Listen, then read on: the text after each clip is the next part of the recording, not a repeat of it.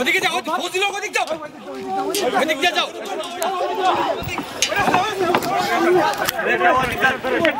যেভাবে খেয়াল রাখো, কেউ ধরবেন না, খালি মার করে না। এদের এখানে অনেক কিছু আছে। ওয়েট ওয়েট,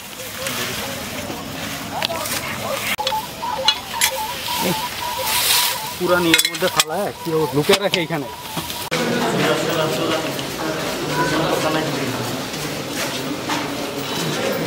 মাথা সামনে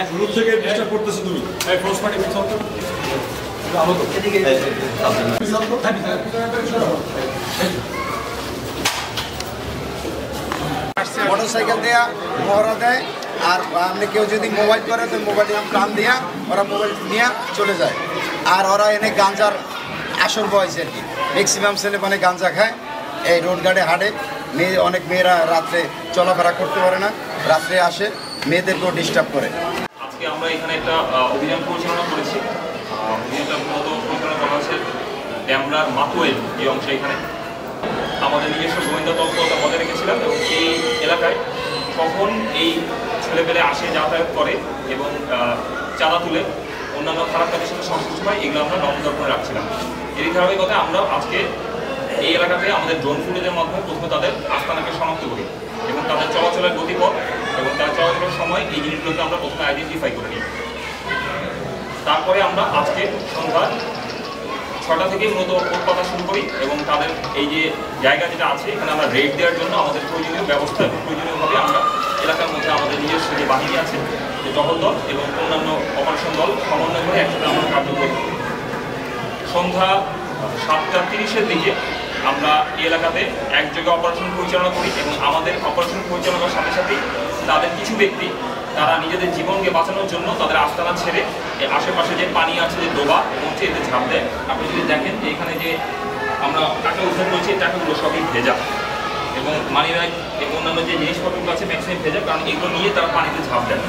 পানিতে ঝাঁপ দেওয়ার পরেও তাদের একটা বিশ্বাস ছিল যে তারা এখান থেকে পালিয়ে যেতে পারবে, বাট তারা আনফর্চুনেটলি যে সেনাবাহিনীর অপারেশন যখন হয় তখন আমরা অপারেশন এমনভাবেই করি যাতে পালানোর পথটাকে আমাকে বন্ধ করে দিই।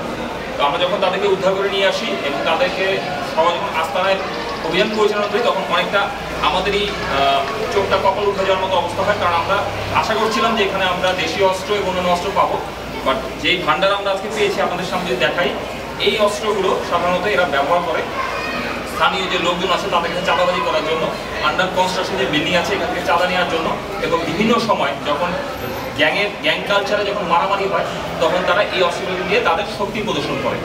পুরোপুরি আমরা গ্রাউন্ড ইনফ্লুয়েন্সটা ব্যবহার করেছি, যার কারণে আপনি যদি দেখেন যে এটা এমন একটা জায়গাতে এখানে কিন্তু গাড়ি নিয়েও সচরাচর ঢোকাটা খুব সহজ না, যার কারণে স্থানীয় মানুষজন এখন মুখ খুলতে শুরু করেছেন, অলরেডি বলছেন যে এই কাজটা আপনাদের করেছেন, এখন জনমনে স্বস্তি আসবে। বাট এই কাজটা আমাদের বিভিন্ন জায়গাতে আমরা চলমান রেখেছি। দেখেন যে এখানে তারা এই গ্যাসের পাইপের রড কেটে তারা এই যে এরকম চাইনিজ কুড়াল বা ধারালো কুড়াল তারা তৈরি করে, এই ধরনের জিনিসপত্র নিয়ে তারা ওখানে ঘুরে বেড়ায় এবং বিভিন্ন সময় যখন দুই গ্রুপের মধ্যে মারামারি গন্ডগোল হয় তখন তারা এই কাজগুলো করে।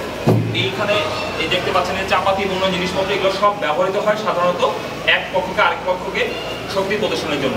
যে ব্যবস্থা তাহলে অবশ্যই এটা দোকানে থাকার কথা, এটা কোনো ভঙ্গল বা ঝোপঝাড়া থাকার কথা না। অপরাধী যেই হন, যত বড়ই হন, যা কিছুই হন, যতক্ষণ পর্যন্ত সেনাবাহিনী মাঠে আছে এইখানে রংবাজি করা কিংবা কোনো ধরনের সুযোগ নেওয়ার কোনো এক্সট্রা কোনো অবকাশ নেই।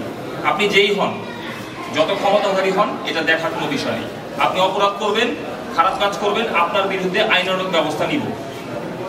যদি আপনাকে হয় ভালো হতে হবে অথবা লাইন মতো আসতে হবে। তো যারা এদেরকে পরিচালনা করছে তাদেরকে আমরা অলরেডি চিনি, তাদেরকে আমরা আইডেন্টিফাই করছি এবং অতি শীঘ্র এই জন্যই বলেছি যে আপনারা দেখবেন সামনে আরো অপারেশন পরিচালিত হবে, হয় তারা থাকবে নয় সেনাবাহিনী থাকবে।